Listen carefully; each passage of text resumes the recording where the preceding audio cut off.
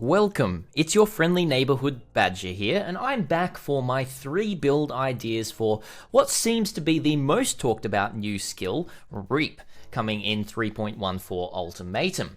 Now, as in my previous video, I was talking about 3 build ideas for Exsanguinate, but I do want to stress once again in this video that both that video and this video are not build guides, because patch notes haven't come out yet, so I'm not actually going to be talking about like path of buildings or exactly how to build them, because we don't have the numbers and we don't know exactly what they're going to look like, but we can kind of get from the manifesto and from everything else being released about these skills, the general gist of how they're going to play and what ascendancies and what kind of other abilities we can use around them. So today we're going to be talking about my 3 build ideas for Reap. If you want to go check out Exsanguinate, it's just the previous video uploaded before this one, so go and check that one out. But let's jump into it.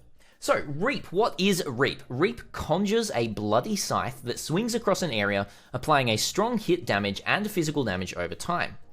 With each swing, it gains a charge that scales its damage up and increases its life cost up to 5 times. It's particularly potent against single target enemies. Now, that's very interesting that GGG says that right there, that it is going to be particularly potent against them.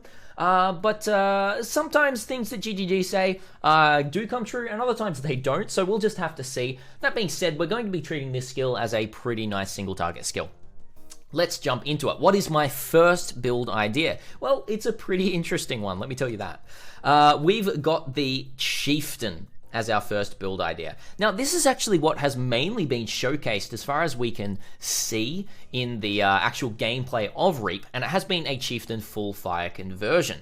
Now, it's extremely easy with the conversion on the Ascendancy of Chieftain with 50%, plus Avatar of Fire with the extra 50% to convert all of the physical damage from Reap to fire. Now, one really big thing that I do have to mention is that Reap, everything in the game, any sort of damage over time cannot be converted. So the base physical damage per second in the damage over time will not be converted, so this will primarily be a hit-based build.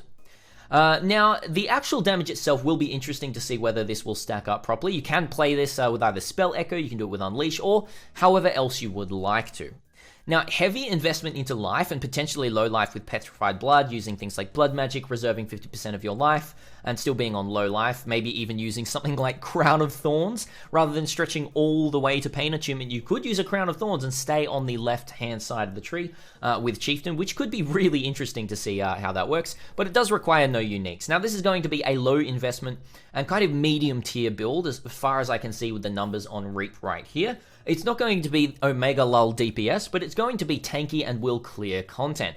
However, the tech with Crown of Thorns, even though it's not a great item, or the Martyr Crown, I think, something Martyr or something like that, the upgraded version of Crown of Thorns, it doesn't give you many stats, but it does give you Pain Attunement, giving you that 30% more spell damage on low life, which is really, really interesting. So see what you can take away from that one. But I do think conversion on Reap is going to be very strong. However, let's move on to my second idea, which I think is the one I'm most intrigued in. Let's have a look. Slayer. Now, a lot of people have been talking about Slayer and how to use Slayer, or even Champion or Gladiator with any of the new skills, but Slayer seems the most intriguing to myself. Now, what do I mean by Slayer? So, I'm thinking of a cast-on crit Slayer, a Slayer's Cock. Yes, I did say that correctly. Cock Slayer. Hear me out here. Slayer's Crypt Node with Overleech and the low life Petrified Blood is going to be really, really, really strong. So we could even just quickly have a look at Slayer itself. If we jump down here, so what I'm talking about here is using Overwhelm with a base critical chance for weapons as 8% to really make our cast on crit very consistent. Now, we do get critical strike multiplier for nearby enemies, and they have a -2 critical strike multiplier as well. So a little bit of crit scaling through here. And then we can use things, we can decide if we want to go Impact. We obviously probably want to go straight into Endless Hunger for all of the leech that we do get there if we're going low life. And then we can go Impact, we could go Masterful Form if you want to generate Frenzies and Endurances, or you can go into Headsman for even more damage and not reflecting that physical damage that you are dealing, to be immune to physical damage reflect, which is really, really nice there as well. So Leech is very overpowered in this instance, and I do think with Petrified Blood that this is going to be really nice. Now, the other interesting thing is whether Cruelty scaling could be nice.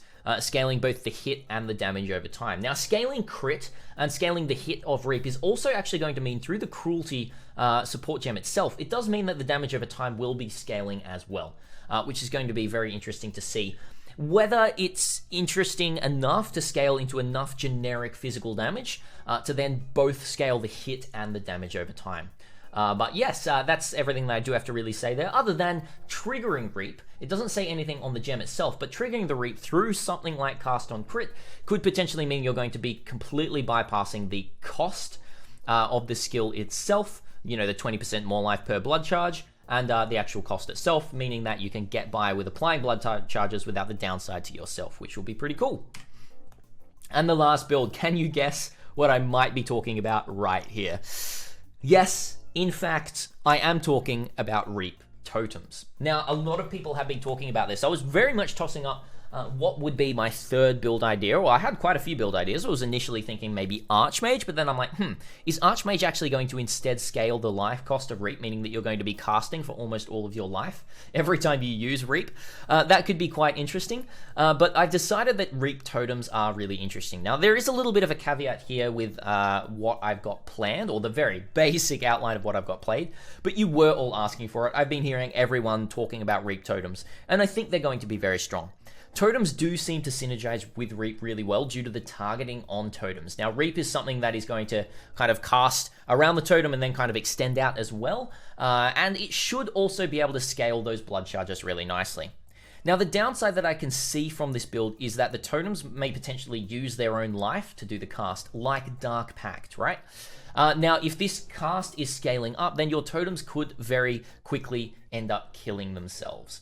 It may be the case, it may not be the case, but I could potentially see using Arcanist Brand instead of Totems as a variation on this build, as Brands do not have any sort of health, meaning that they will not be using life to cast the Reap spell itself. Now, whether that means they will be able to even use Reap or not, we will have to see, but I'm pretty sure they will be able to be triggered. And then we will, obviously, with Hierophant, we will scale mana and Mind Over Matter for defensive layers. So we can just have a quick look at Hierophant once here again. We would go something like a Divine Guidance into Pursuit of Faith and Ritual Awakening, and then either into something like Conviction of Power, or you could potentially go Arcane Blessing, or if you want a little bit less damage but more hardcore survivability with Energy Shield, you could go into Sanctuary of Thought. If you were doing the brand version, we would instead go into Divine Guidance, Sign of Purpose, Arcane Blessing, and Illuminated Devotion. Those would be the four choices that I would make right there. Arcanist Brand does look like a really, really interesting choice for Reap, but so does Totems. So it's going to be really interesting to play around with those two and see how it all functions. Now, to close everything off, I just want to once again say, these are obviously not build guides. I'm not including Path of Buildings here. I'm just giving you all more, I guess, ideas to start thinking yourselves about what you could potentially use these new skills for. Let me know in the comments down below if you've got any other ideas, or if you're actually even going to be starting with one of these new skills like Reap or Exsanguinate, or whether you want to kind of leave it alone a little bit. If you've got sort of Crackling Lance vibes with these new skills, you think they look cool, but they might not have much potential. I really think we still have to wait until the damage and the level 20 gems that we do get to have a look at the actual numbers. But considering, I do think that these are going to scale very well with gem levels and have quite high base damage and really good effectiveness of added damage as well. That is pretty much all I have to say. Thank you so much for watching. That is the last video for today, and the next videos that you're going to be seeing are going to be a patch notes video and then build guides, everyone. We're going to be smashing out some build guides as patch notes do come out. Thank you so much for watching, and as always, subscribe. Badger out.